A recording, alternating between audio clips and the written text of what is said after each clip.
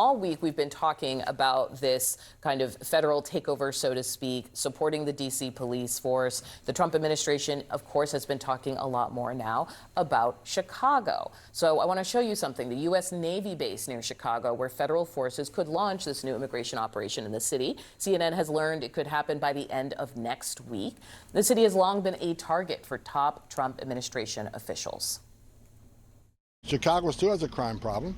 So President Trump, again, made a promise to American people, we'll make this country safe again. So Chicago has a crime problem. That's why President Trump's thinking about it.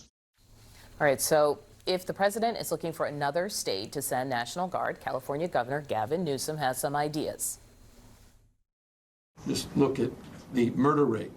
That's nearly 4 times higher than California's in Louisiana.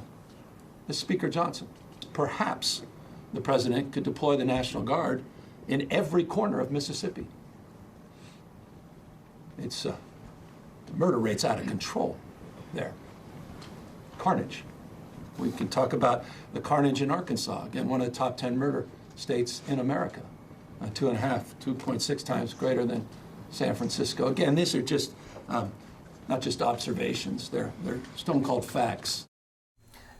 They're not just observations, they're printouts. So obviously this is something that they're going to be leaning into. And just for a few facts, we have got the violent crime stats for 2024. You can see for yourself some of the cities on that list: Memphis, Detroit, Baltimore, which people have talked about, but also Cleveland and Kansas City.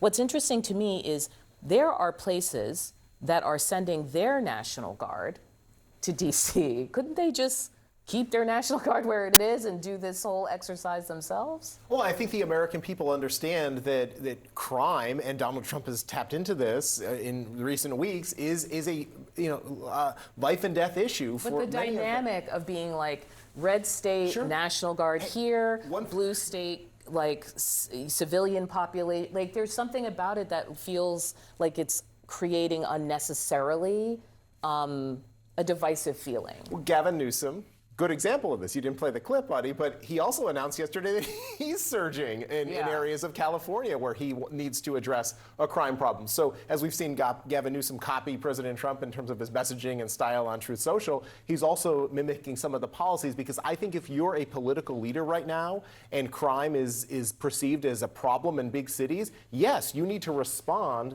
to those challenges. The difference is, Rob, I don't think anyone is anti-fighting or dealing with crime. Then why haven't they done it? I think the difference is this president wants to put color on crime. He wants to politicize crime, i.e.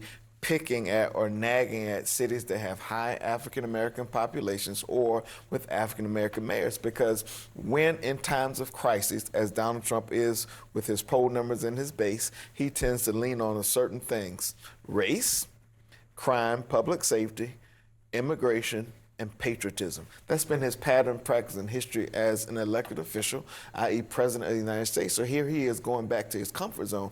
If Trump cared really about crime in D.C., why not meet with the mayor or other mayors around the country, come up with a solution like President Biden did with the Safer in Communities Act, which is why violent crimes are coming down in cities. But he did not do that. He did not even consult the mayor about his plan. Let me jump in here, Antoine. We have heard Mayor Bowser say, look, this is working. I've talked to Trump. In recent days, she has spoken differently and made it sound sort of more collaborative.